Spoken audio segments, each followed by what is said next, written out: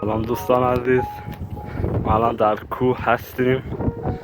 در اینجا این نقطه نیمه کوه تقریبا داریم راهپیمایی را کوهنوردی میکنیم و اینکه خیلی شاد و سرزنده است و به راه ما داریم ادامه میدیم.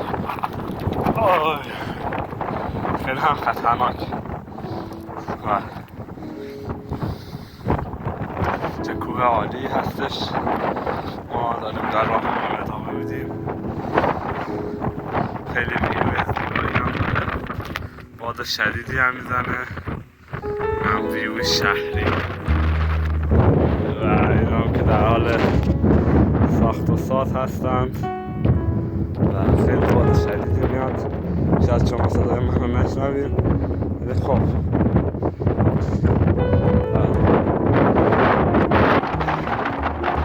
داریم همینطوری به راه همون ادامه میدیم.